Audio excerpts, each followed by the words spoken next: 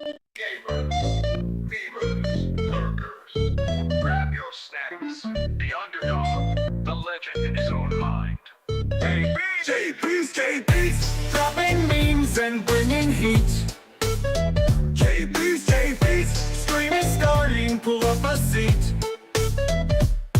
Breaking news, trailers dropped. I react and maybe sound a bit shocked. New game hype, I got the tea. Call of Duty, Battlefield, come watch me. Not a big shot, just starting out, but I'll hype your chat and hype my clout. My aim's kinda bad, my joke's kinda worse, but at least I never stream with Hurst. Jaybeazt, underdog with gamer streak. Jaybeazt, laughs, reacts, chaos you seek. Warning. Jaybeazt, you may mispronounce your favorite game. Please remain calm.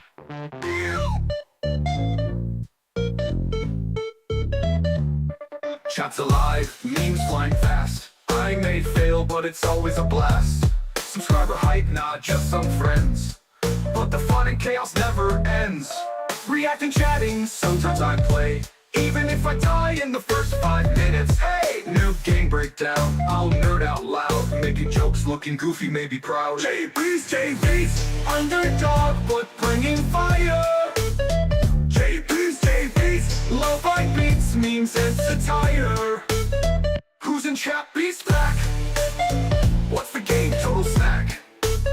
Level up? Maybe not yet, but we laugh, we hype, you won't forget. Achievements, sure, but I miss a lot. Glitches, bugs, rage quits I've caught, but while the pros are flexing loot, I'm here, underdog with style and cute. Streaming news, trailers, reactions too. Sometimes I even know what I'm doing, kinda true. Chat laughs, memes fly, and everyone's hyped. Welcome to Jaybeazt, the underdog is live tonight. Jaybeazt, underdog, chaotic streak. Jaybeazt, gaming news, laughs, you seek. Not a pro, but never weak. Caution, Jaybeazt may mispronounce your thing, mispronounce a game, or make you laugh uncontrollably. Stream starting now. The fifth out. You know it, bro. You know it. Well, you know how it is. I try to stay as truthful as possible across everything I do. So, yeah. Sometimes I know what I'm doing. Sometimes I don't. I'm not afraid to say it. Ah, very good, very good. See where the Yoda's over here, Ollie Productions over here. The usual suspects. Very good. You know, Ali does the same thing. He usually watches me while he has dinner too. Maybe I should start having dinner on the show. Maybe I should just do that. That would be nice. That would be nice. Oh man. Well, today I am enjoying the last day of freedom. Hang on, I forgot my little Spider-Man. There you go. You can see the Spidey. Cooking with Jaybeazt. No, I said eating. I'm not gonna make dinner while in the show. I'm gonna eat dinner. I'm gonna have it with you guys. Makes sense, right? Why would I not do that? We can all have dinner together and just chat about games. I got my decaf latte. Yeah, ready to go. So let's jump in. Man, I'm gonna try to keep it short. Well, you have dirty colas all day long, so why? What is it? I'm not teasing you. Like, I'm just having a decaf latte. Sorry, latte on the stream. That's all I'm doing. It's my thing, man. It's my thing. I just have to have a latte on stream. Yeah, it's a metal straw. I don't know. Stainless steel, not silver, obviously. Anyway, I'm gonna jump in today, dude. Have you guys heard Ryan Hurst is the Kratos? He's Kratos. Metal straw. It's reusable, all right. I refuse to use the freaking paper straws because they taste like shit. They freaking dissolve into the drink. Anyway, yeah, Ryan Hurst is Kratos, which is amazing news. Yeah, he's the dude from Sons of Anarchy. And at first, I was like, "Oh, okay." I was kind of hoping they would get Christopher Judge, who actually voices Kratos, although he's actually a little bit old now, so I don't know how fit he would be to play the character. But was kind of hoping he would be, or like Triple H. Triple H would have been a good choice. He looks exactly the part, you know. Uh, Triple H would have been like my choice, to be honest. Like I really wanted Triple H to be Kratos. You know who I'm talking about, right? Hope you know what I'm talking about. This guy, Triple H. Look at this dude. Let me put this on the side.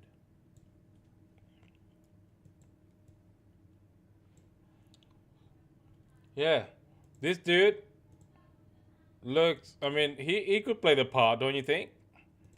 Bro already looks like a. Bro already just looks like Kratos without anything, you know.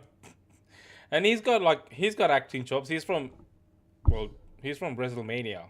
He can act, right? He's got the voice too. He's got a deep voice. Um, yeah, I know. Exactly like Kratos. Look, okay, Triple H versus Kratos. I don't think this is can't be just me. Oh, there you go. It can't be just me. Look at this. It, he could easily. He's got the build. He's got the voice. I'm assuming he can also act. Okay, this someone actually did a Photoshop of him. That look, come on. You're telling me that couldn't have made a great Kratos. He would have made a great Kratos. Anyway, it's fine. We got instead of Triple H, we got Ryan Hurst playing it. Let the dream die. Can't. Yeah, I am.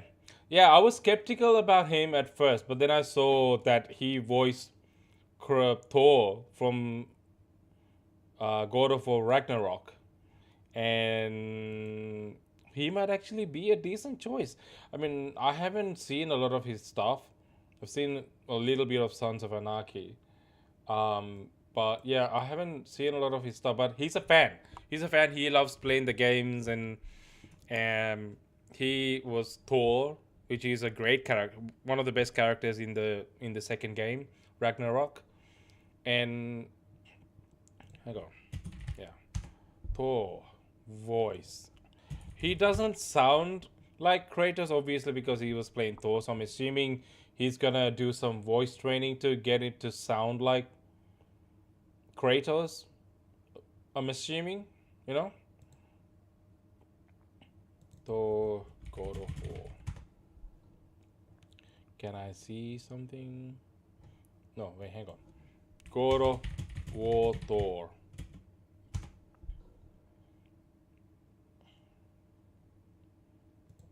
Gameplay.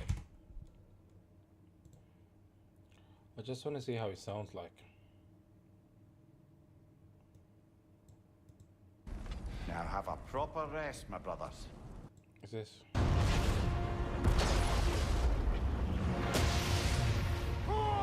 Here.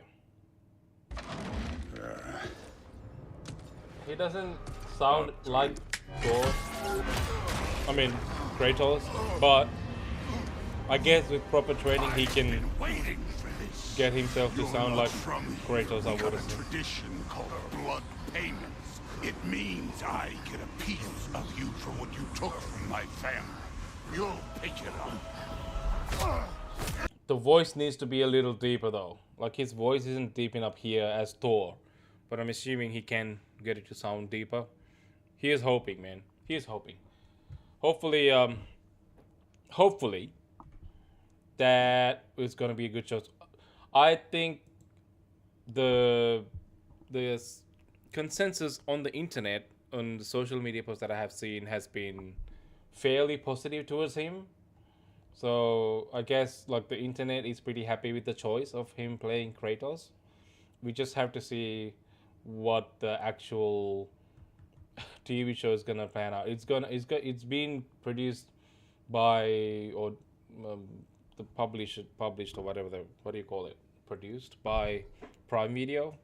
So I don't know, man. They have hits and misses. So yeah, he posted this as well. I checked his Instagram, and he posted this saying, what's it saying?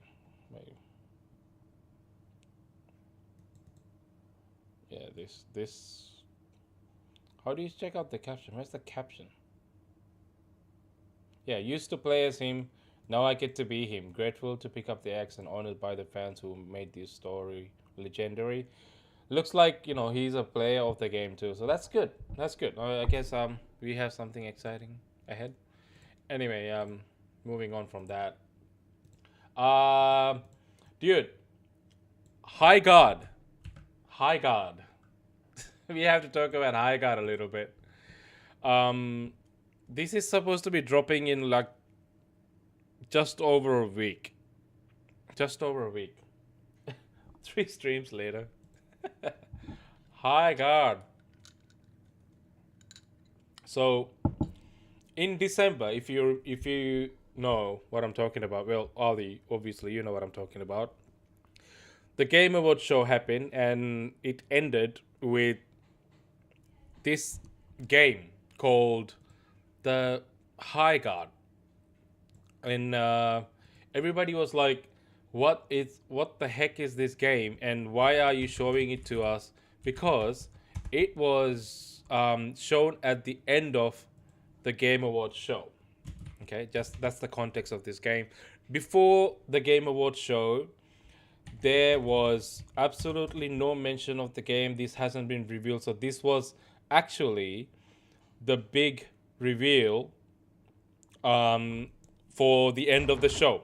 So if you have been following Game Awards show for past few years, ever since E3 went down and then the Game Awards show started picking up every year, Jeff Keighley's show, you'd know that the end of the game show has been reserved for some massive announcement.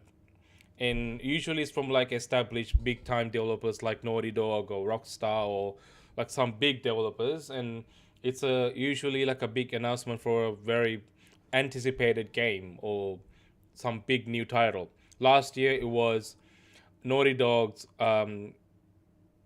what's it called, the Intergalactic the Heretic Prophet, which was their new IP, what they're working on, that's going to be their next game. So which was you can love it or hate it, but it's a new IP and it's from a big developer, so that's the kind of the theme and that's what people expect from the Game Awards. But last year in December, this is what happened. This was the ending of the show and everyone's like, ooh, what is that? That looks cool. Give me some of that. What is that? And sometimes our last reveal at the Game Awards is a teaser for something years and years away. Not tonight. Our final world premiere comes from 61 members of the team that built Apex Legends and Titanfall. 4 years ago, the principals founded a new independent studio with the hopes of pushing the shooter genre forward with a new original game. They've done it in complete secrecy, which is even more amazing because the game is very deep into development.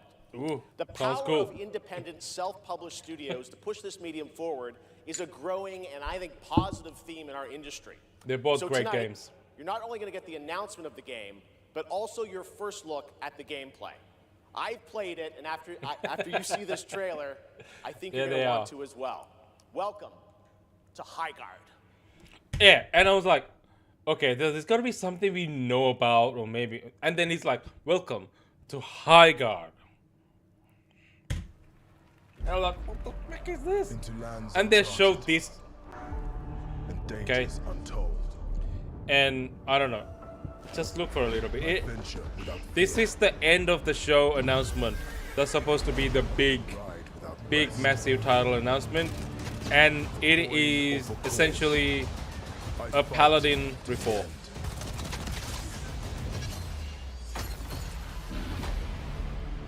I don't know.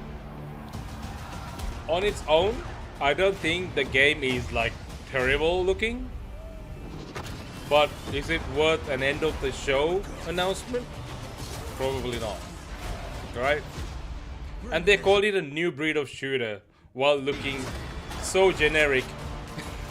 There's nothing in this trailer that people haven't seen before. It looks like Titanfall, Apex Legend, Paladin, and Overwatch all combined into one. Moving in for the attack. Which is not a combination people have asked for, really. Shield breaker forming. So what?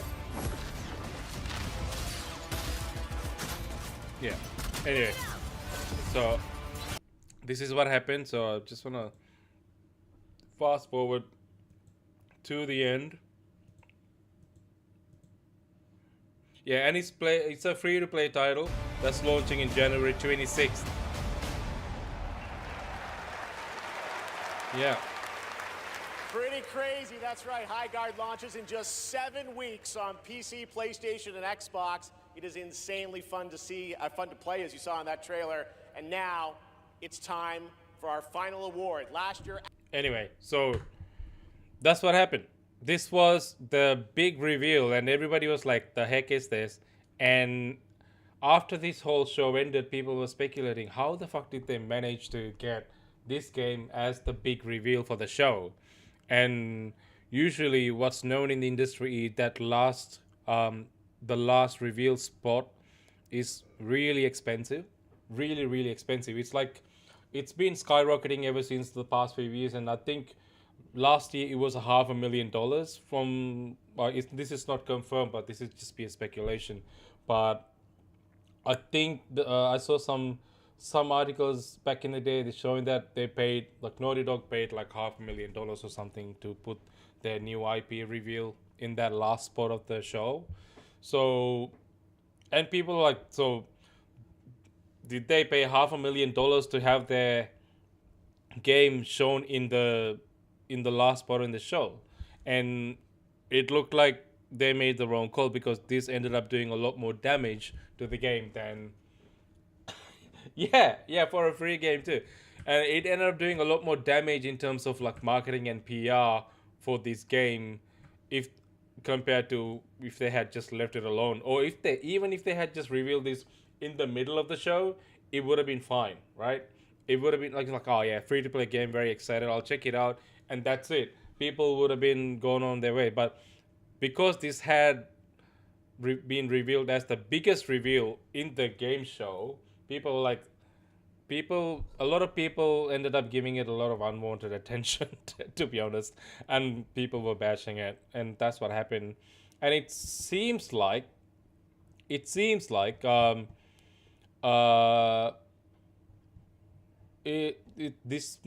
even though we thought that this might have been the case, like they might have paid $500,000 to have their game shown in it.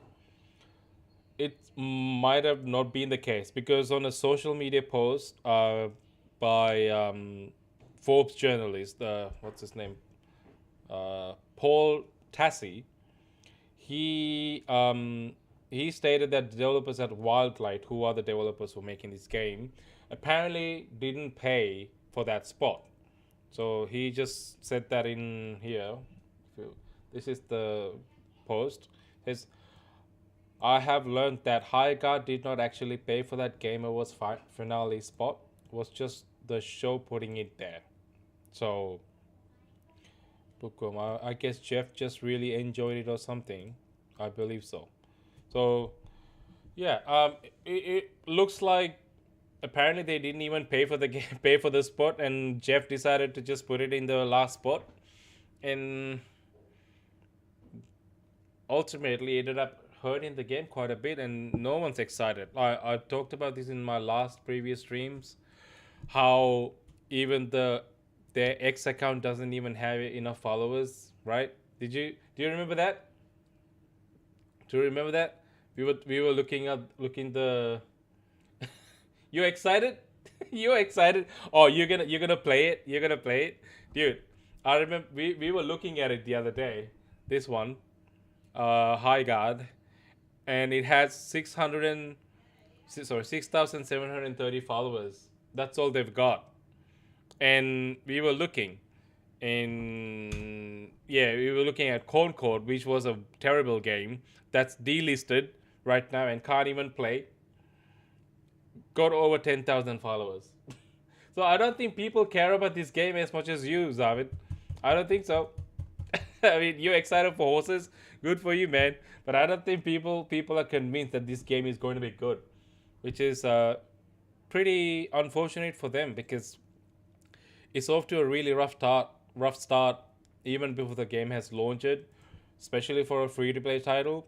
You need the hype. You need that a certain level of hype for the game, especially when it's a free-to-play title. But the good thing is, it is multiplayer. Dude, it looks like a Overwatch Paladin ripoff. Did it look like a single-player game for you? To you, I don't think so. It's exclusively multiplayer. It's a hero shooter. That's what it is. So we have seen that. We played it before. It's nothing new. But the silver lining is because it's free to play, people will ultimately play it, and if it's good, it'll get good positive word of mouth and it'll end up becoming good. Who knows? If it's a free game, I'll try it. Yeah, why not? If it's a free game, I should definitely try it. You should definitely try it if it's a free game. Because, there are some hidden gems out there, man. Why the heck not? It's free. If you don't like it, you don't play it, right? If you don't like it, you don't play it. That's what I think. Anyway, what do you think? This is coming in just over a week. So not this Monday. The next Monday it's supposed to be dropping, but we haven't heard anything about the game yet.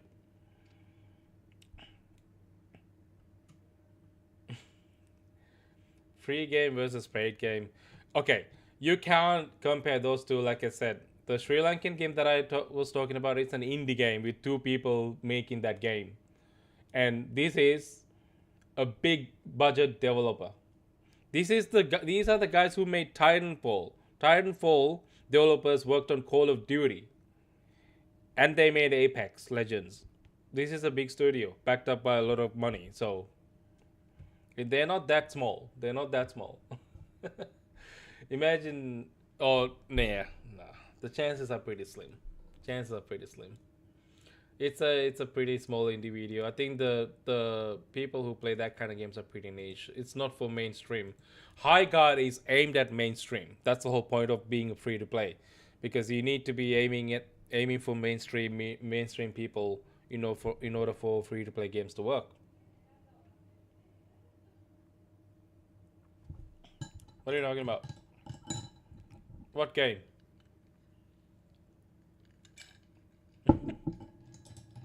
Ali's remembering something out of nowhere. Oh, you're talking about the review? Yeah, I left it. I left a review.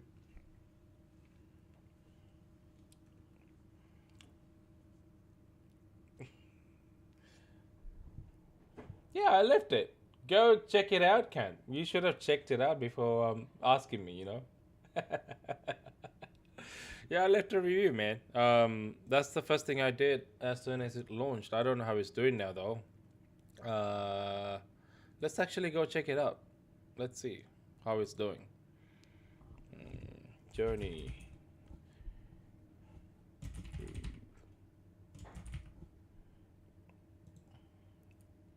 It's only $10, man. It's only got 2 user reviews. This is it. One of them is mine. This is Demo version of Dead Island. That's sad, bro. That's sad. Ah, this is a good one. Look at that. Finish the game. Need a new fix. Need a few fixes, but overall good. Yeah. I put a pretty comprehensive review there.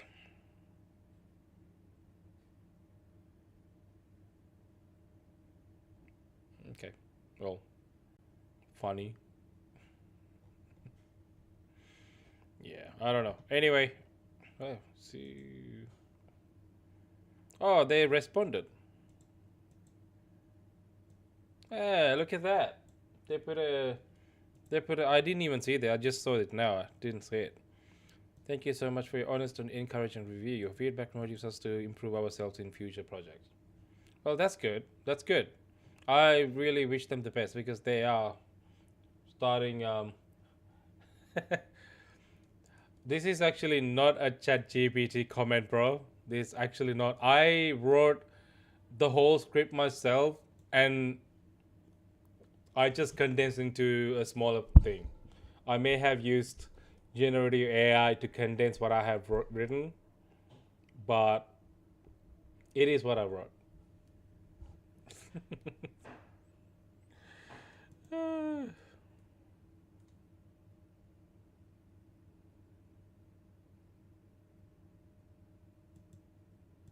Wait, what? Thanks, ChatGPT. Where does it say that?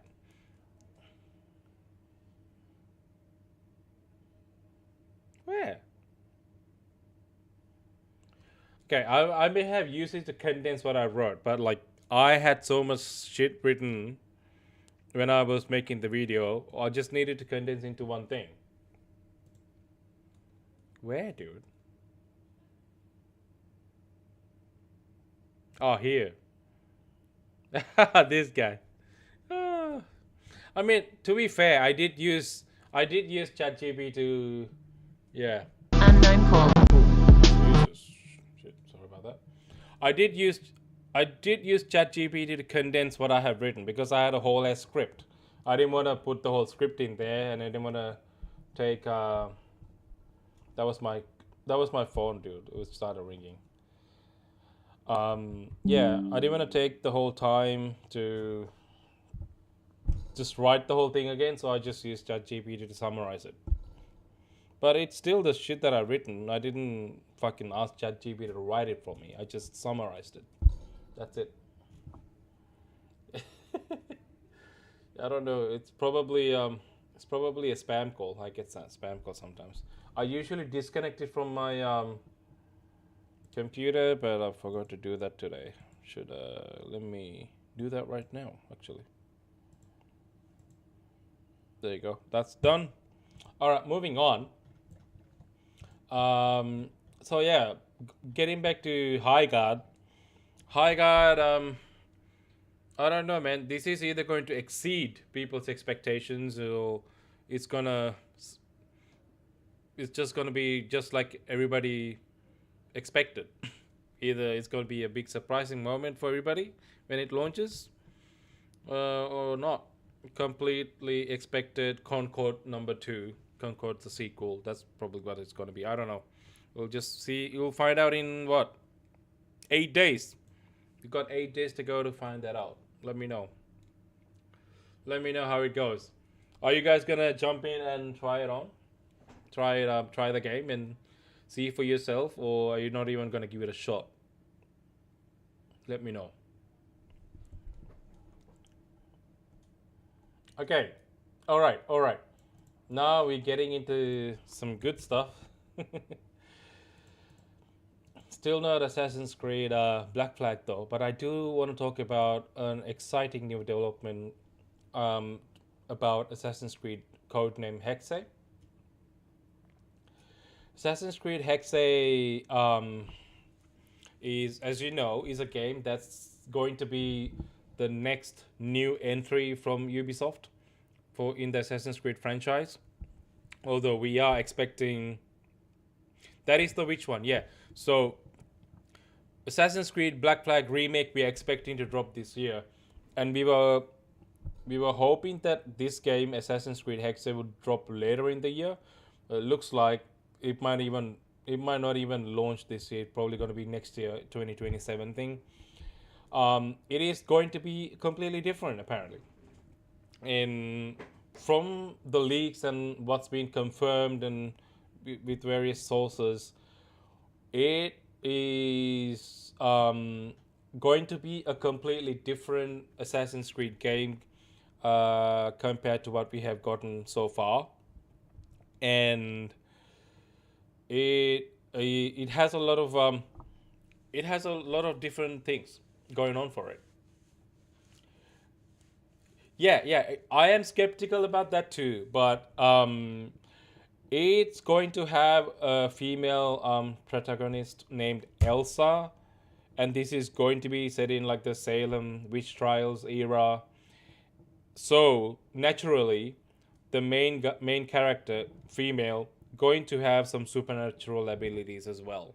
So it's 16th century Central Europe, Holy Roman Empire. That's the setting. Actually, not Salem witch trials, Holy Roman Empire. Sorry, my bad. And then, yeah, because I don't know, man. It could go either way. But the main character, Elsa, is going to have supernatural abilities because she's a witch, which is going to be interesting. Because this could make or break the game. Because this is not a side entry like Assassin's Creed Mirage was. This is actually the next mainline entry, and the big guys are working on this game, so this could be good. Ubisoft Montreal, who gave us the Ezio trilogy, Black Flag, Valhalla, these guys are the one making this game, so it's good. It'll be good, man. It's got to be good, right? How the fuck is a witch supposed to assassinate? I don't know. Don't ask me questions, man. I don't know. I'm in the dark as much as you. But apparently, do you remember? Oh, you love Syndicate, don't you? Do you remember the Jack the Ripper DLC?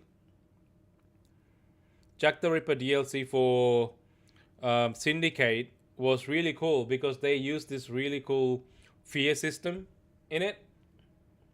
Yeah. So it's rumored that they're going to have some sort of a fear system. Yeah, in this new Assassin's Creed Hexe, which sounds really cool because I really loved the fear system in Jack the Ripper DLC. It was really cool. And something similar of a system with supernatural abilities. That could be. I'm a little skeptical about that, but that could still be cool, Still be cool. But they're definitely going to have assassinations and, chasing targets because that's what people want. People want actual assassins. So I'm pretty sure it'll be an actual assassin of some sort and they will be actually assassinating. Yeah. I think the Templar would be a very much of a presence there because it is the Holy Roman Empire and it's 16th century Central Europe.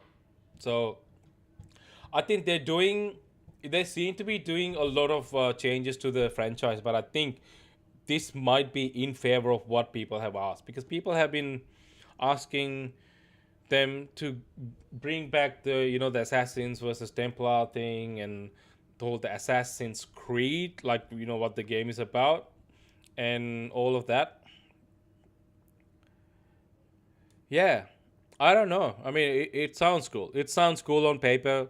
We just have to see. But the really cool thing is the development that I was talking about, going back to that, is they have just announced that they have secured its lead scriptwriter. And it's someone with a history of working on the franchise.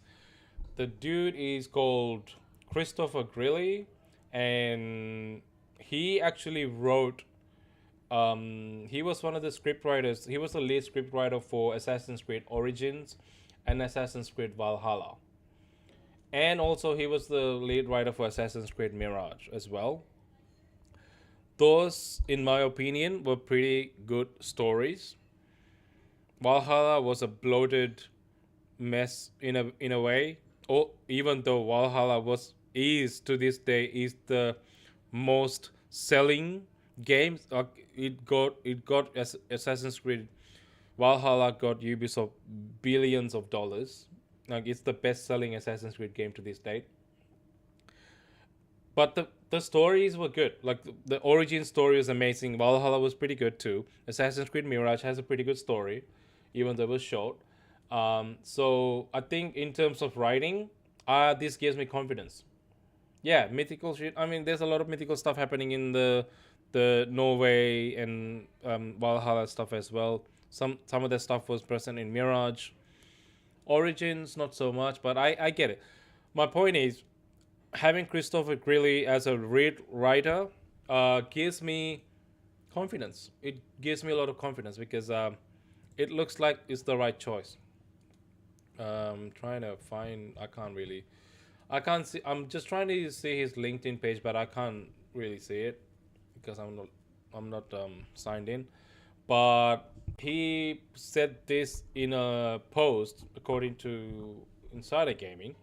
They said, "I'm thrilled to share that I'm starting a new position at Ubisoft Montreal as a lead scriptwriter on Assassin's Creed codename Hexe. Incredibly grateful to be a part of this team and project." So that's cool, right? That's cool. It's a very small development, but having him as lead scriptwriter, that gives me confidence that at least the story is going to be in good hands, and it's not going to be some boring thing, and it's going to have a lot of mythical stuff because of the nature of the game with the supernatural abilities and all that. So that's good news. When can we expect this game? I mean, I was thinking this could be like 2027, but with this news, with the lead scriptwriter only now coming on board, I think that's kind of a bonkers expectation to have now, because it feels like the game is still ways away from release, because yeah, because if you're only just writing the story now, it should be fairly. I mean, have they even started developing the game? Probably. They probably started working on the basic assets of the game, because they can still do the world building and get those stuff started before the script is finalized, because the script only matters in terms of the storytelling. But still, a lot of what is decided to what's going to be decided to be in the game depends on the script too. So like I don't know, man.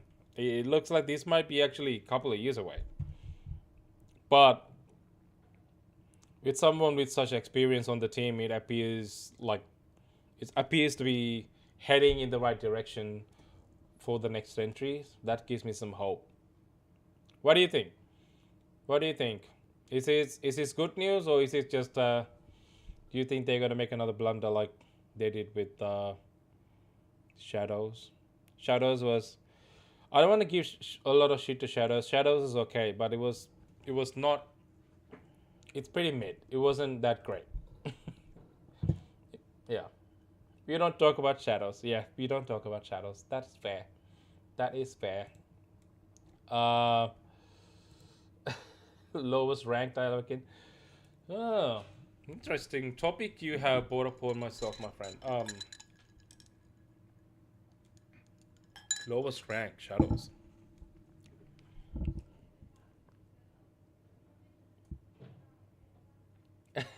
Okay. With that argument, the historical accuracy has never been a strong suit with Assassin's Creed. It never tried to be historically accurate. It was I think it was Unity lowest. Ooh, dude, I don't know, man. I don't know. Unity.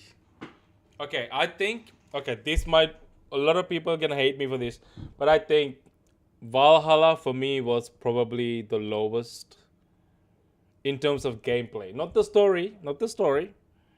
in terms of gameplay. The story was pretty decent, but gameplay was so bloated in Valhalla, and it took me so long to complete everything. I don't know. Overall, bruh, that is hard. Valhalla was... Unity, okay, Unity. I feel like a lot of people give Unity shit because the launch was a disaster and it didn't play well. It had a lot of graphic issues and performance issues, but the game was beautiful. The story was actually pretty decent too. This is hard, man. Nah. See, oh, dude, Odyssey. Okay, all right. This is tricky because Odyssey, I think, wasn't an Assassin's Creed game. Do you get what I mean? Odyssey was not an Assassin's Creed game. It was a pretty decent game though. Like an RPG, as an RPG, it was a really good game. So I'm conflicted. I don't want to put Odyssey as a Assassin's Creed game. That's where I'm at. Like, I enjoyed Odyssey. I thought the game was actually gameplay was pretty good. The characters were memorable. Cassandra, I told you this in my last stream. Cassandra was one of my favorite characters, bro. And she was funny. And there was side quests that was actually really funny, and like there was a lot of thought behind it. But I'm not gonna show it. I'm not gonna show it. But you know what I mean. It was actually really well thought out. Odyssey was actually a good game, but it wasn't a good Assassin's Creed game. Like there was nobody was an assassin. Like it was just, you're role playing in the ancient Greek person. you know that's what it was, and there was nothing to do with Assassin's Creed. So I want to leave out Odyssey. So if I had to pick the lowest entry in that angle, I would say Odyssey would be the lowest, simply because it's not an Assassin's Creed game, but on its own it's a pretty good game. I have to think about this, dude. Oh, dude. I mean, Ezio, the entire trilogy is on top. And I would say the first game, Assassin's Creed first game will be my second choice. Simply because I have been playing Assassin's Creed since it launched. Like my first memory of playing Assassin's Creed was playing the first game, and I enjoy the hell out of it. If I go back to it, I probably wouldn't enjoy it as much because it hasn't aged well, but it was still a pretty good game. Black Flag is probably my third in that way. Unity is probably after that. Actually, no, Origins was after that, and then Unity, I would say, and then Syndicate. Assassin's Creed 3 probably comes after that, and then Valhalla. Maybe. It's tricky, man. It's tricky. Dude, okay, Assassin's Creed 3 probably it's the least memorable for me. So I would probably go with Assassin's Creed 3. I did not like it that much. Even like the main guy, what's his name? He was boring as hell. There was no character to him. I can't even remember what happened in it. Do you guys remember? I don't know. I think, yeah. Let's go to IMDb. I don't know, dude. Okay, let's see what other people think. Well, Assassin's Creed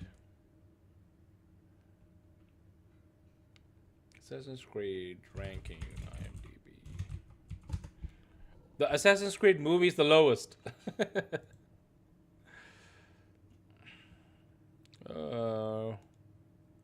Okay, well, this is their ranking.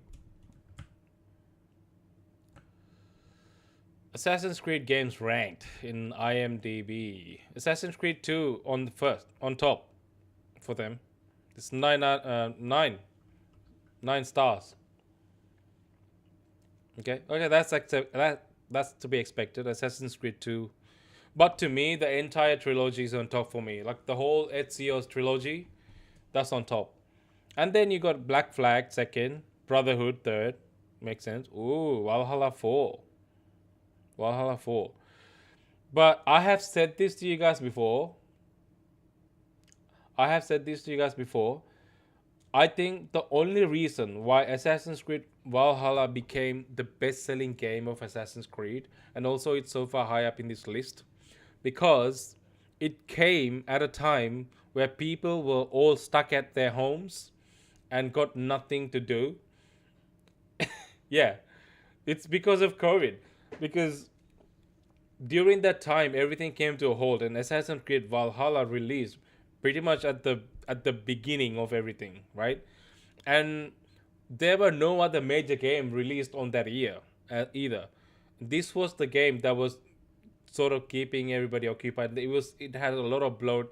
People were jobless, stuck at home, nothing to do, and this was the only thing that kept a lot of people going. And that's why it ended up selling so much, because you're stuck at home. No, you can't even go to work anymore. What do you do? Valhalla's out. I might give it a shot. There's a lot of bloat. You have time, all the time in the world. So yeah, I think that's why it sold so well. And if Assassin's Creed Valhalla released this year or last year, do you think it would have sold as much as it did in 2020? I don't think so. I think COVID was a huge factor for the success of this game, and it's just not going to be replicated. That's what I think.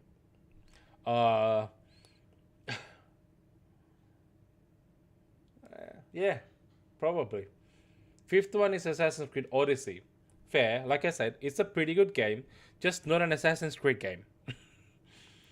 Assassin's Creed Origins, yeah, sure. I would put Revelation above all of this. I would put Revelations right before, like over here, Brotherhood and Revelations, and then Black Flag, like I said. So that's okay. Syndicate. Ugh, look at your favorite games here. Yeah. This was a dope game. I think this is the only time where Ubisoft explored an assassin's life, from the moment he becomes an assassin all the way to his death. I don't think they never ever did it again, which is sad. They should have done it with Bayek, to be honest. Bayek was a great protagonist to explore that sort of thing. They didn't do that. Syndicate. No Unity. Rogue was a good game. Dude, I keep forgetting about Rogue, because Rogue... Do you guys remember Rogue? I think Rogue came alongside Black Flag, if you remember. Black Flag was released on PlayStation 3 or PlayStation... Sorry, it was released on PlayStation 4 because they couldn't release it on PlayStation 3. They released Rogue, Assassin's Creed Rogue, exclusively for last gen, for PlayStation 3 and Xbox 360. That's what happened. They released Rogue for last gen consoles exclusively, and they released Black Flag alongside it for current gen, which was back then was PS4 and Xbox One. That's what happened. From memory. Tied into Unity. Yeah, it did tie into Unity actually. Yeah, it was a pretty good game. I really liked it. It had like naval combats as well, so that's pretty cool. Oh yeah, it is, man. Those were the peak days. I don't know, man. Assassin's Creed 3 on the 10th spot, above Unity. I don't know, dude. This was a beautiful game. I have fun memories of playing as Arno. Arno is a pretty likable assassin, man. This guy was not. What's his name? Doesn't even, the Native American dude. I don't know his name. I can't even remember his name. Oh, what happened? Just clicked on a thing. Oh. And then you have Assassin's Creed, the first Assassin's Creed all the way at the bottom. See, this is why I think they need to remake the first game. Elise all day. Cassandra all day. Cassandra all day, dude. Actually, Bayek all day. I don't know. Well, here you go. IMDb thinks. I'm actually okay with everything up until Rogue. Yeah, Bayek of Siva. I'm actually okay with up until Rogue, but Assassin's Creed 3, I don't know. I think this deserves the last spot for me. I think Unity should be above that. Assassin's Creed probably should be in the 11th spot, and then Assassin's Creed 3 at the last spot. That's what I think. That's what I think. What do you think? What's your last spot? See what Yoda, are you there, bro? Tell me. Tell me your last spot. He thinks Unity, right? He thinks it's Unity. What do you think? What's yours? It's really sad. Yoda's munching.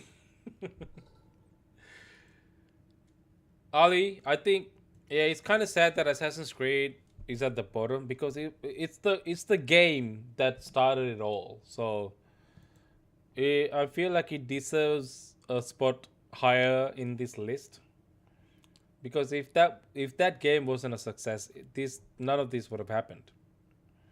So the only thing with it is it just hasn't aged well. So if you play it now, it's just not good. Yeah. No, tell me the worst game. Tell me your last spot. Oh, Rogue. Oh, interesting. Rogue takes the last spot.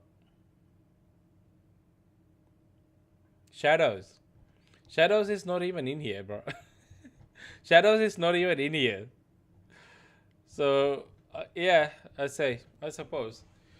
But it's really annoying because the games like, okay, Shadows has a lot of stuff going for it. Like a lot of cool systems going for it, right? Yeah, I mean, I think a lot of people were because look at Yoda, man. Sorry, give me a second. Yeah, I think a lot of people are asking for Shogunate era assassin, like feudal Japan Assassin's Creed. I think a lot of people are asking that for a long time. So a lot of people are excited, including myself and you. And I think they tried to go a little bit to work with the game. One thing, it's okay. I don't mind the fact they took liberties with a black samurai and all that, whatever. But the issue with the game wasn't even the graphics, wasn't even the systems in place. It was just the gameplay.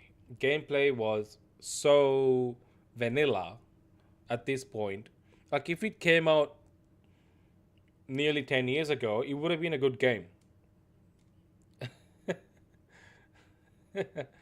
Ali got deleted by moderator. Oh man. Hey, Lord Louis Mountbatten is here. Hello, hello. Oh man. I need to set up mod. I'm gonna make you guys my moderators eventually. Welcome Mountbatten to the stream. As I was saying, I think well, what the heck I was saying? I lost my train of thought. You guys distracted me.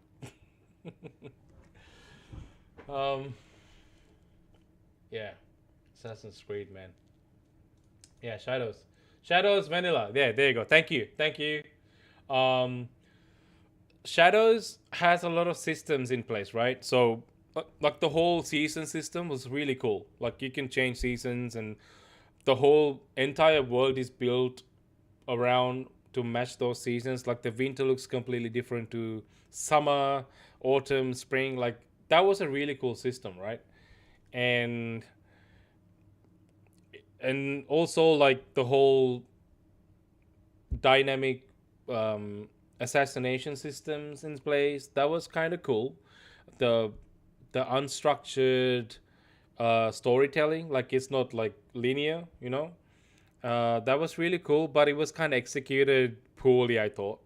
Non-linear storytelling, because you could literally go just assassinate anyone, and what part of what that meant was you could accidentally just assassinate someone that could be very important later in a storyline, and then complete that specific mission by accident.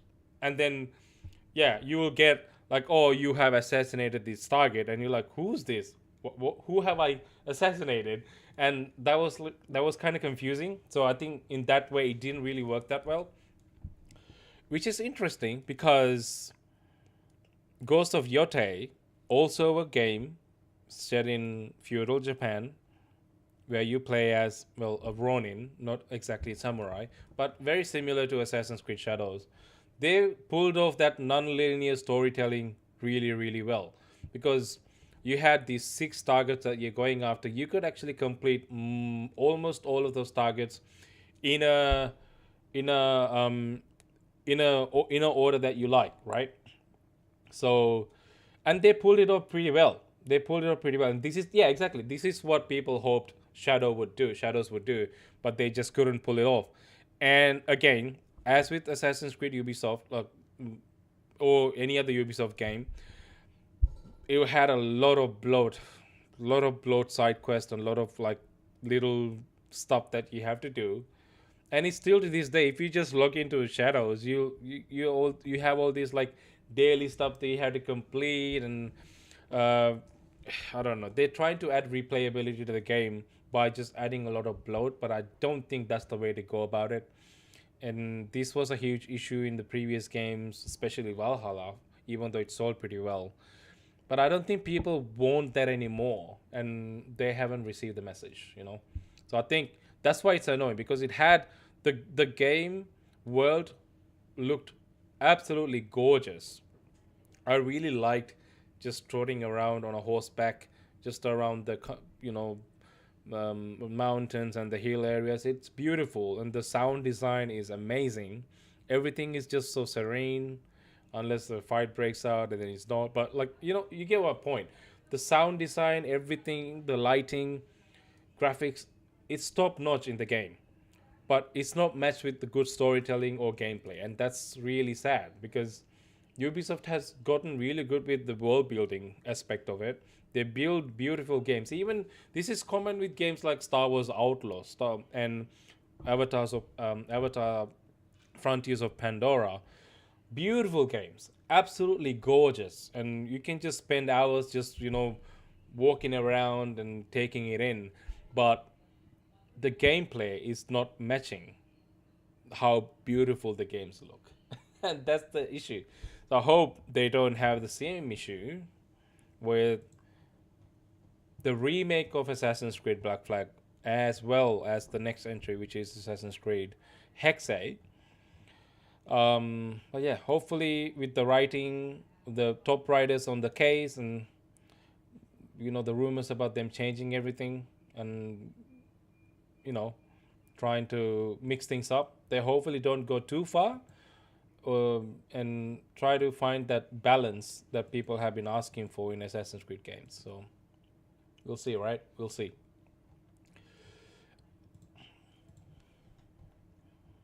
Anyway, I want to talk about this guy. In last stream we talked about Ubisoft laying off Massive Entertainment developers. There were like 55 people got laid off in Massive Entertainment and Ubisoft Stockholm. And if you know who Massive Entertainment is, those are the guys behind Division games.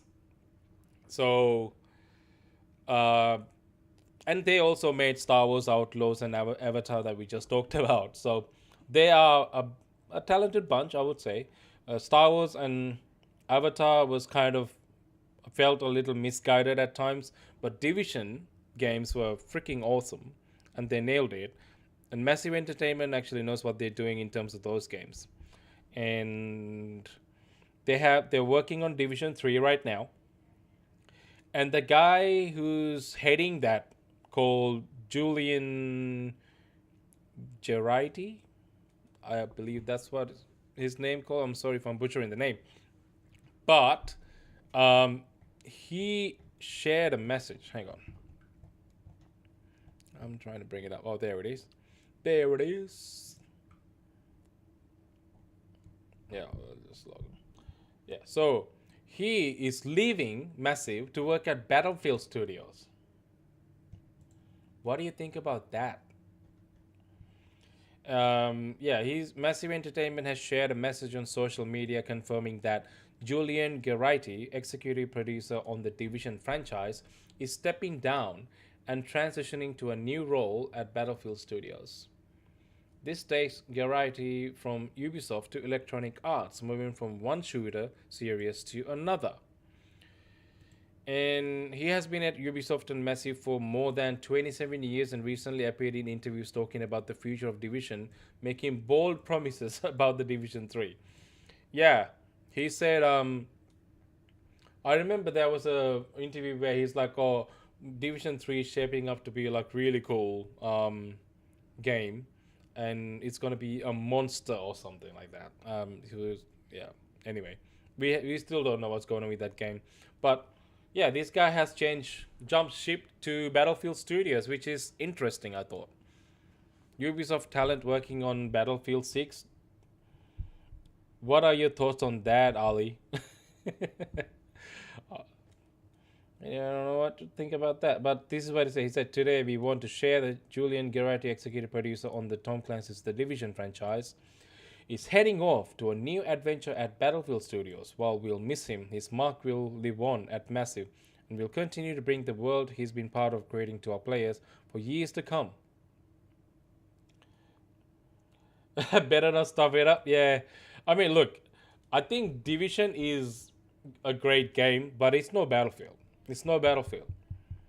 So I don't know. It's not clear what sort of a role he's fulfilling at Battlefield Studios, but I believe there will be some kind of a reshuffle happening at Battlefield Studios right now, since the unfortunate departure of Vince Zampella.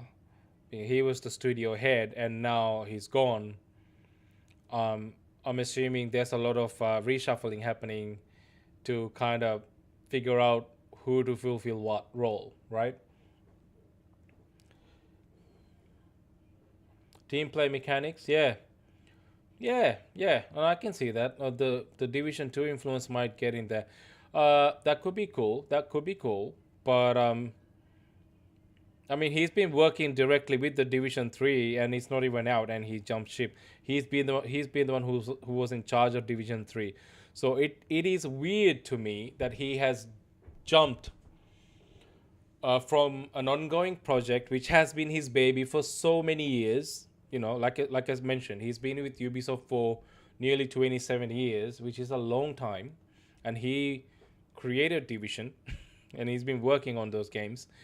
And it is weird to me that he jumped ship while he's working on the next Division game to work on Battlefield. So that is a weird decision. I don't know. It doesn't sit that well with me, but here we are. He's now a part of Battlefield. Yeah, man. I don't know. I guess we'll see what sort of changes we're gonna see from Battlefield 2, because we expect some of the changes will be drastic and will happen after, the inevitable reshuffles at Battlefield Studios, which is essentially DICE. But it's no longer just DICE. It's a bunch of studios together now, forming Battlefield Studios, including DICE. So I don't know. It'll be interesting. It'll be interesting because the last two games that they have put out, which is not Division, like I said, Star Wars Outlaws and Avatar, haven't been the greatest hits. And now they're going back to Division, which is what they know to do. Could be the next big hit for Massive, but they did get laid off. 55 people got laid off. So I don't know what's going on there, man. And I don't know what's going on with Battlefield Studios either. So it'll be interesting, man. It'll be interesting. I guess we'll see the repercussions of all of this in the next coming months, or within this year, maybe next year. I don't know. It won't be immediate, but we'll start seeing them eventually, right?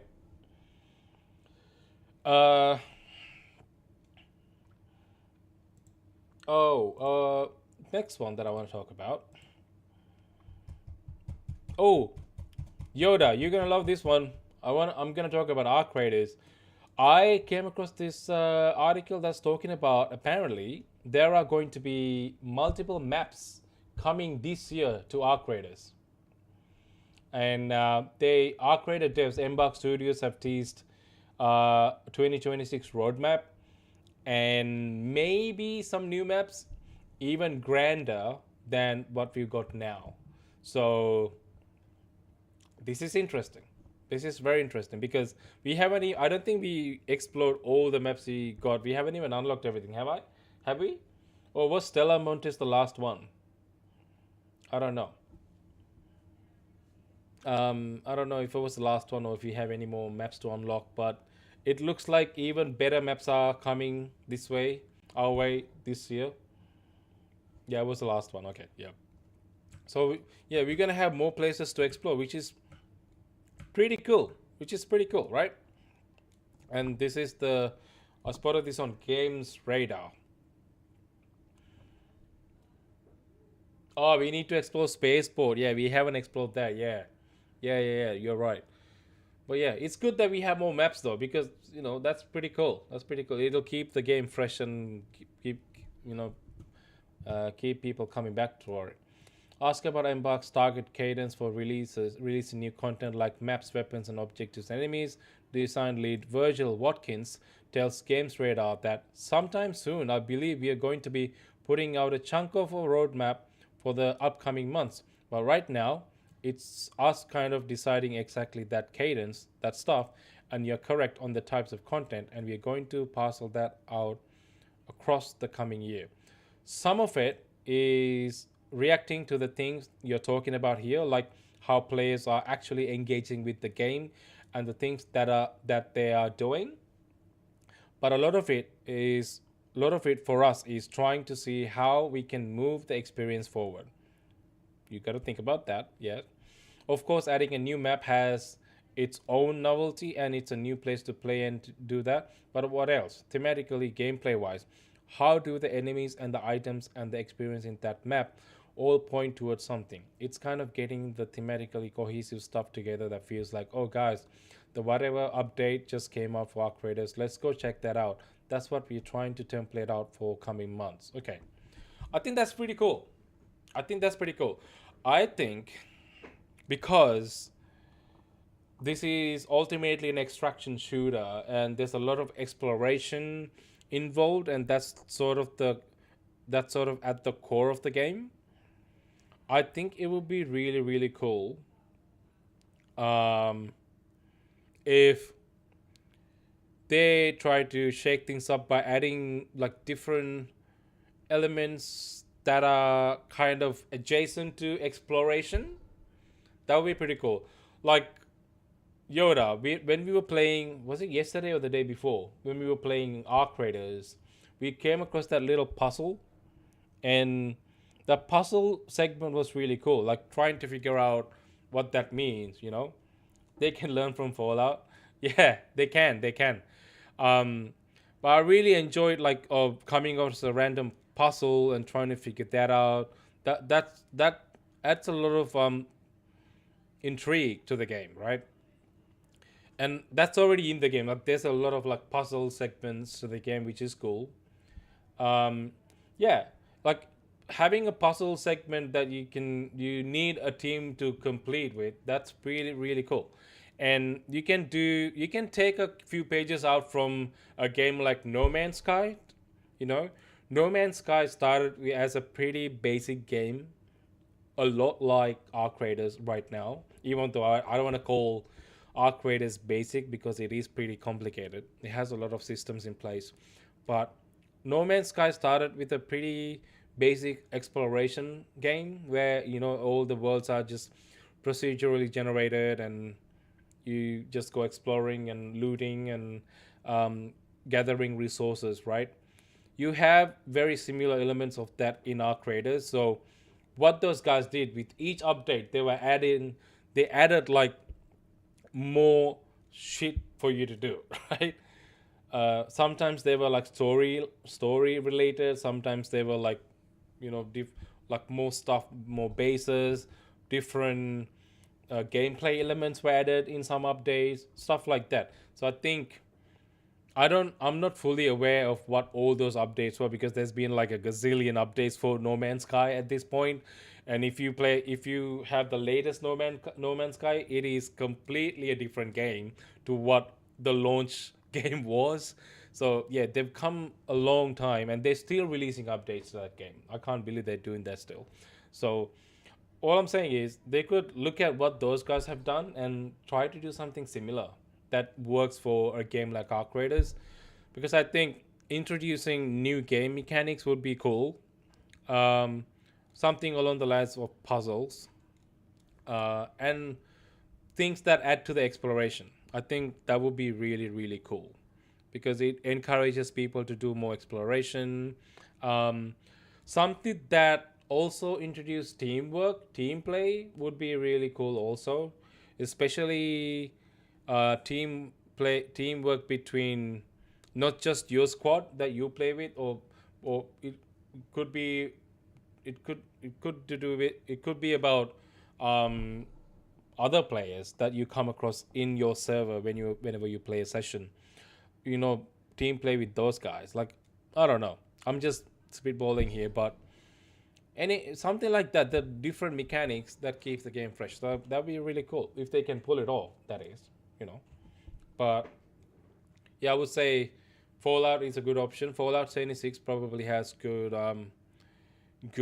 elements that you can pick from. Although I haven't played Fallout 76, so I can't comment on that. But No Man's Sky, I have played a little bit, and I know they have had awesome updates and really cool, fresh ideas put in place with each update. And those kind of things could work really well with a game like Arc Raiders, I think. So it'll be interesting to see what they do, I think. What do you think? Let me know. I think it's pretty cool.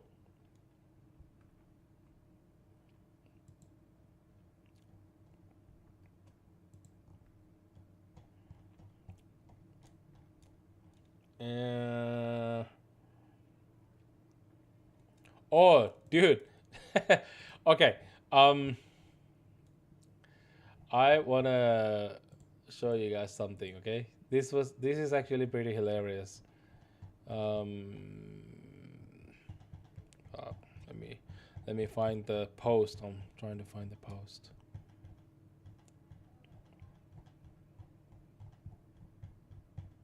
It's not there. I think they deleted it. Oh shit. Alexa, shut up.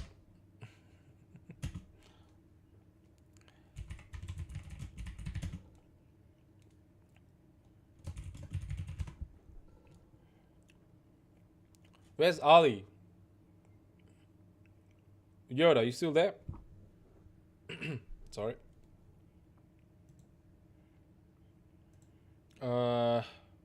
Oh yeah, here we go. Here it is. Okay, so in my last stream, we were talking about PC specs for 007 First Light, which is a game that is set to come in May 27th or something, this May. It's a game developed by IO Interactive, who are the guys behind Hitman, if you know what I'm talking about. And yeah, 007 First Light. So essentially, this game going to have a lot of Hitman DNA. But last week they released PC specs for this game, and I talked about this, and I'm like, dude, 16 gigabytes of RAM and 8 gigabytes for video RAM. Like what? What's going on here? Just to get 1080p 30 FPS, and you had 32 gigabytes. This is the minimum, right? Let's leave minimum, and you have like recommended PC hardware. You needed 32 gigabytes of RAM and 12 gigabytes of video RAM, and yeah, this is a pretty crazy spec just to get 1080p 60 FPS. Yeah. yeah. I was like, dude, that does not sound right. Like, that is very poorly optimized game. If you're asking people time to make a new build, dude, 32 gigabytes. This is what you need if you want to do like high end, right? Like, and RAM is expensive as it is, and it questing 32. Sell your kidneys. Yeah, essentially, right? And I was like, this does not sound right. Like, even the Intel Core i5 13500, like, and NVIDIA RTX 3060 Ti, these are pretty decent graphic cards, and you still need 32 gigabytes of RAM to run it at 1080p 60 FPS. That is an insane request, right? I was like, this doesn't sound right. They need to do something to fix this before the game comes out, and I hope they do. That's what I said. I literally, like, if you go back to my video, let me just pull it. Let me just pull it.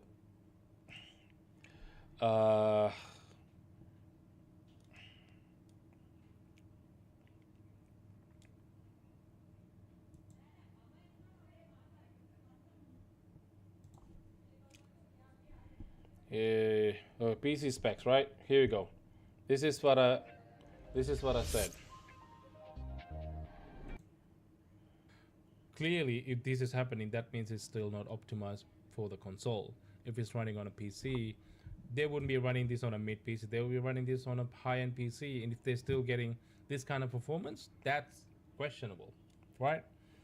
So again, my point is, it comes down to how well optimized the game is. We have seen that are games that I know, are it feels much like bigger Uncharted than 3. these achieve smooth performance through really good optimization. So I really hope that IO Interactive actually work on it a little bit more, and hopefully get it down to a point where the game scales a little better with the PC specs. I mean, I'm not comparing this to where Vince made a huge. Yeah, so I was saying that they need to work on it a little bit more. So anyway, going back to First Light, funnily enough, they had just tweeted something, and I thought I need to bring that to attention, because it looks like they have made an oopsie. Which makes sense now. So if you go to their Twitter account, this is what you'll see. You'll see, we are providing today an update to the PC system requirements for 007 First Light after the community flagged some inconsistencies in an earlier version of the listing. The earlier mistake was due to an internal miscommunication leading to an older version of the specs to be shared. I mean, the fact that they even had an older version of the specs with those requirements is bizarre to me, but anyway, keep going. After thorough re-examination and additional testing, the recommended RAM has been corrected from 32 to 16 gigabytes. VRAM values have been updated, and the minimum CPU line has been fixed. Additional performance targets will be shared closer to launch. Yeah. Okay, so these are the new specs now. It's been corrected. It's been corrected to say 16 gigabytes and 6 GB. Makes more sense, yeah. That's the minimum for 1080p 30 FPS. And 16 gigabytes and 8 GB of video RAM and 16 gigabytes of RAM for 1080p 60 fps. 1080p is the most common resolution a lot of the PCs gamers will target, but I would assume you need a little bit higher if you're running 1440p. But yeah, this makes sense. This makes sense. Now I'm on board, man. Now I'm on board. It makes a lot more sense than what they've shared before. I was like, that makes no sense, dude. They made a blunder. But I'm glad they corrected it. A week later, but I don't know why it took them that long. But either way, they have still corrected it. So that's fine, I guess. Can't complain now. Can't complain now. And yeah, it was bizarre. I still think it's a little weird that they even had those old specs as something that's to be expected as well. Like even here, like in the old specs, you for minimum specs, you needed 9 Intel Core i5 9500K. Like what? But they have fixed it now. It says 9500, not K, so that makes sense. Makes sense. All right. Anyway, I just thought I'll bring that to your attention. It's not like a huge news or anything, but thought it was pretty funny that they made a little blunder that like that. But anyway, we all make mistakes. It's okay. It's okay. All right. Okay. I got 2 more things that I want to talk about. One being Harry Potter. Who here lurking, tell me if you are a fan of Harry Potter movies or books. Because I'm a fan of both actually. A lot of people they pick, either books or the movies. I actually enjoy both. I loved the Harry Potter movies. I loved the books. And I'm kind of excited to see what they're going to do with the new Harry Potter series from HBO. So that'll be interesting. Hogwarts Legacy has become one of my all-time favorites, even though it's not enjoying both. Yeah. Hogwarts Legacy wasn't a big game or anything. It wasn't even the best game. But it's become one of my all-time favorites. It's one of every now and then I like to get back into it. Just like fly around in a broomstick or whatever, just taking it all in. That I don't know. It's like very comforting for me. I don't know. It maybe the inner child in me really enjoys that, I think. Anyway, what I'm gonna tell you is HBO's new Harry Potter series. Yeah, they did adapt the field very well. They did a pretty good job at that. Yeah. Dude, the spellcasting in Hogwarts Legacy was top notch. I didn't think they would be able to pull it off. It was a huge surprise for me. Because all the previous entries, when they did, the movie tie-in games, they didn't do it right. They did not do it right. Like, I didn't think spellcasting was something they could actually have fun doing in a game. But Hogwarts Legacy actually discovered something with those spellcasting combat. They really nailed something there. And I hope they continue that with the next game and it becomes a thing, They set the standard. They definitely set the standard. Anyway, what I'm going to talk about is HBO's new Harry Potter series, because that is also something that I'm keeping my eye on, because the difference with the HBO series is now they will be adapting the books directly.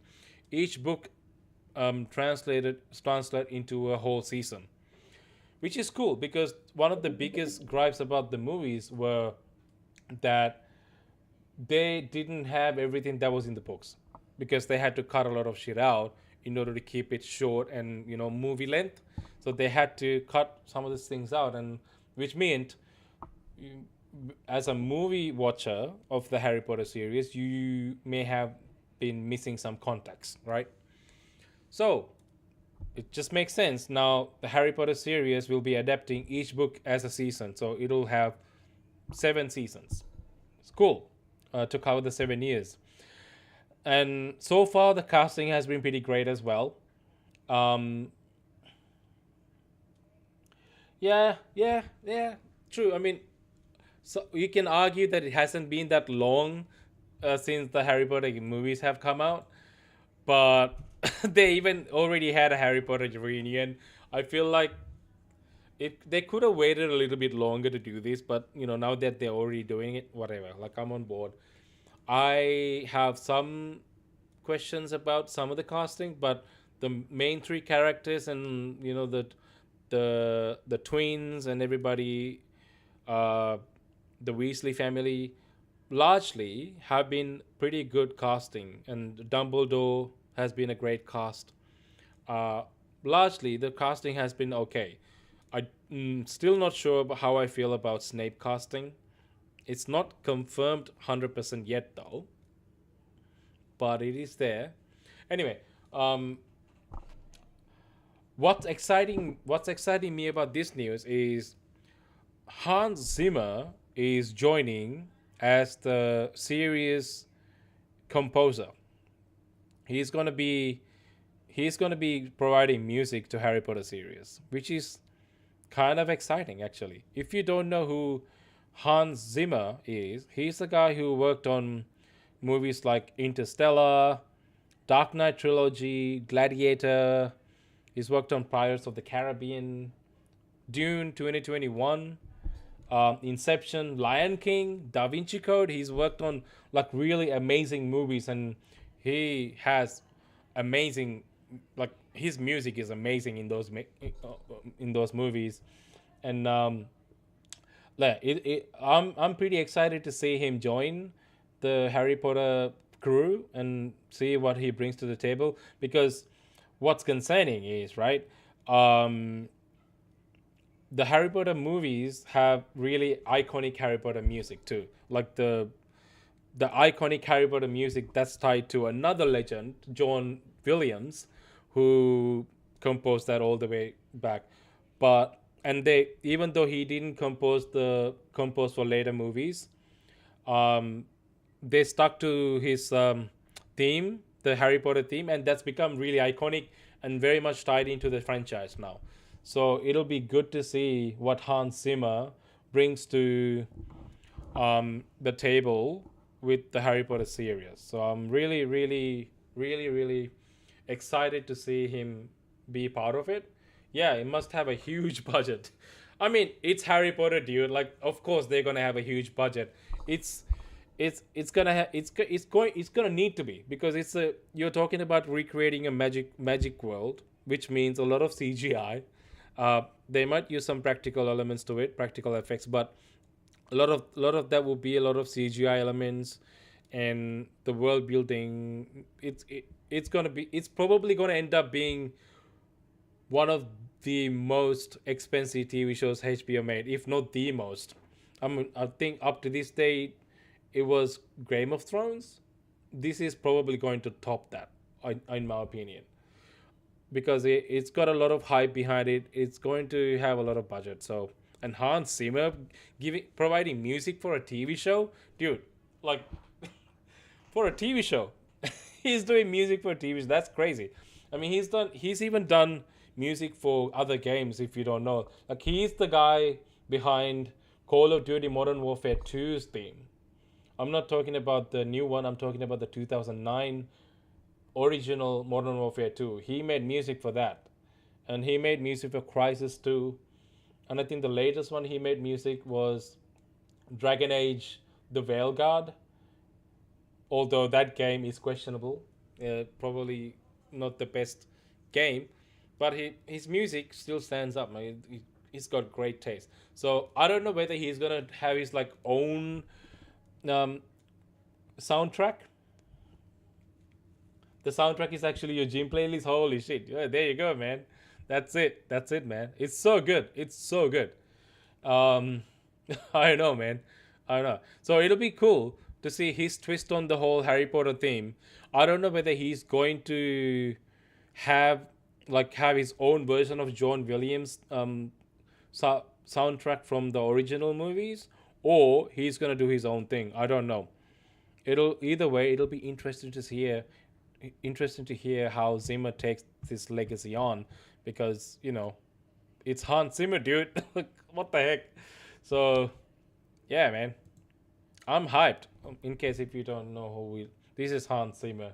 For those who has no idea what I'm talking about, he's the dude behind all these legendary stuff that we talked about. Yeah, excellent choice. I agree. Absolutely excellent choice.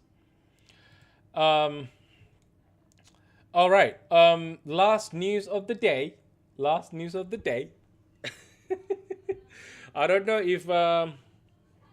if Ali is still there, because this is going to excite him the most, I think. Because this is about Assassin's Creed Black Flag.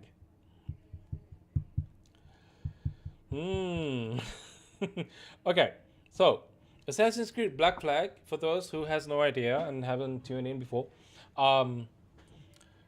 is one of the best Assassin's Creed games ever, and it's no secret that they're making a complete remake of the game, right? And yeah, and we all been excited to hear about it, although Ubisoft hasn't confirmed that this is officially happening. To this day, we still have no official confirmation that Ubisoft is working on an Assassin's Creed Black Flag remake. However, in the past 6-7 months, we've had more than 10 leaks, like confirmed leaks from insider information, confirming that this is very much in development, right? So we know this is definitely happening. We know it's definitely happening. I think I mentioned in my last stream, the reason why they're not confirming it, because they want to do a shadow drop like they did with Oblivion Remake. So that's why they're keeping it quiet. However, they have been teasing it a little bit too, because they did a tweet a couple of weeks ago. Hang on, let's see if I can find it. All right, tweet Ubisoft tweet X. Let's see if I can find it. Let's see if I can find it.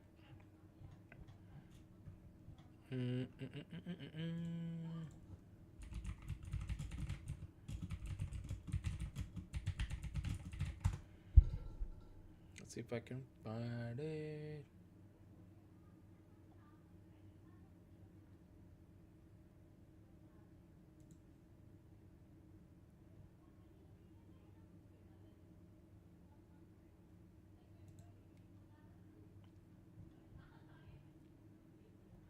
I don't know if I can find it. It was a while back.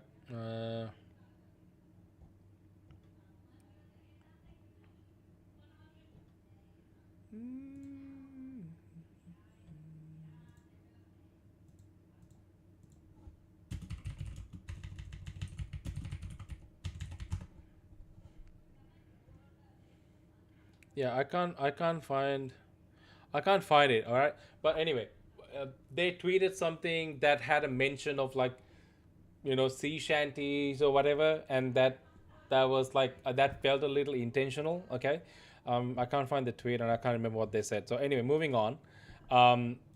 What I want to talk about today is, if you go to their Ubisoft Music page, their Ubisoft Music page on YouTube, you will see, this is what you'll see. So this is the Ubisoft Music page. I don't know if you can see it. I'll just make it a little bigger. There you go. You'll see that they have re-uploaded all the Assassin's Creed 4 Black Flag soundtracks 3 days ago. Yeah, so yeah, the last thing they had was Lights of this is the Avatar soundtracks. But they re-uploaded all the Assassin's Creed Black Flag soundtracks 3 days ago. Coincidence? I don't know if it's a coincidence, dude. But that's I feel like that's very telling as to what's about to happen, you know? I could be too optimistic with this, but I feel like they've been teasing it little by little with, like, the things that they do.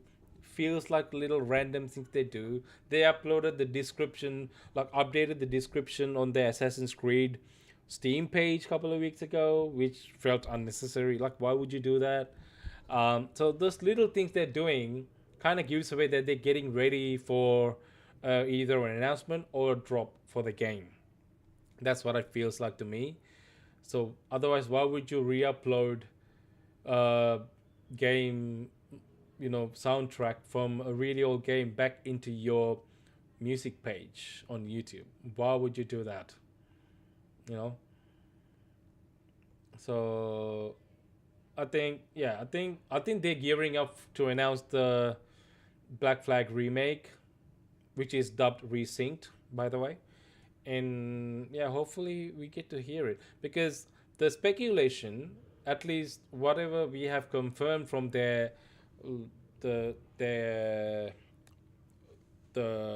what was it, the earnings call that they had, was that they were hoping to drop an unannounced title before the end of this fiscal year, which is ending in 31st of March 2026 for Ubisoft.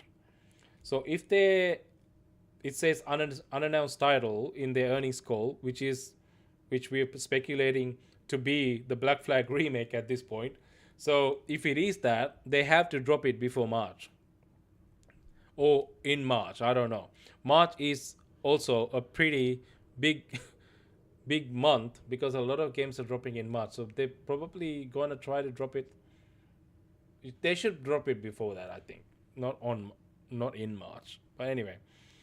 But I think this is very telling that they're going to gear up for Black Flag remake drop. What do you think? Do you think that's actually happening, or do you think it's just a coincidence? I don't know. Maybe it is. I don't know. But I like to dream about this kind of thing and think that they're actually working their ass off to get it off the ground and hopefully drop it on time, so they're gearing up. And I think this is probably their shadow drop marketing strategy to do subtle things to get people talk and speculate about it. Maybe, I don't know. Wouldn't be the weirdest thing they have done if that is the case. Anyway, let me know your thoughts.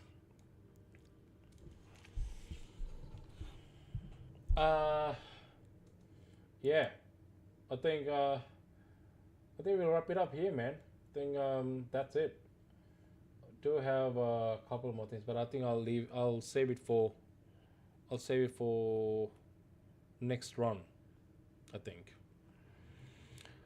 All right. I'm gonna wrap it up here, boys. If you're still around, we'll go back to Battlefield. I'm gonna grab some dinner. I'm getting pretty hungry now. And after that, I shall meet you in the Battlefield or in Speranza. Wherever you want me, I'll be there. Let me know. And I'll be going back to work tomorrow, so that will be fun. And as I have mentioned in my previous stream, I'm gonna scale this live streams back to once per week. So I'll probably, my next stream will be next Saturday. So until then, wishing you guys a great week ahead, and play all the games, and catch up with all the games and have all the fun. And I'll see you guys back in here on next Saturday. So until then, work first. Yeah, work first, game second. All right, be employed first and then play games. Good. Be a good role model to your future kids. I'll see you in the weekend, fellas. I'll see you in the battlefield. You guys, I'll see you in the battlefield. Adulting first. Yeah, man. No stress at all. All right, brothers. See you, man. Bye-bye. Thanks for joining. Alright, the underdog's walking off. Baby! Thanks for hanging out for laughs, memes, and gaming clout. Even if I tripped, lost or failed, you stuck around and that prevailed. We checked trailers, spilled the tea, mispronounced a game or three. Call of Duty fails, oh that's me, but the chat laughed along, pure victory. Grab your snacks, hydrate up, don't fall asleep.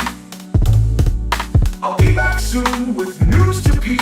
The underdog may stumble, trip or rage, but you're the legends who fill my stage. Grab your snacks, hydrate up, don't fall asleep. I'll be back soon with news to peep. The underdog may stumble, trip or rage, but you're the legends who fill my stage. Attention chat, Jaybeazt is officially signing off. He may try to explain the plot of a game he hasn't played, argue with NPCs about story choices, or get stuck in the tutorial forever.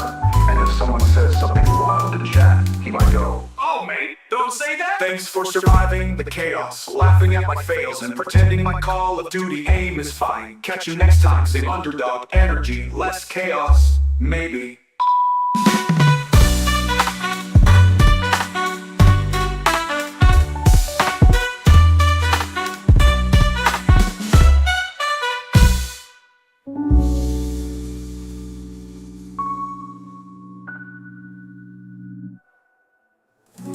But thanks for surviving the chaos, laughing at my fails, and pretending my Call of Duty aim is fine. Catch you next time, same underdog energy, less chaos, maybe.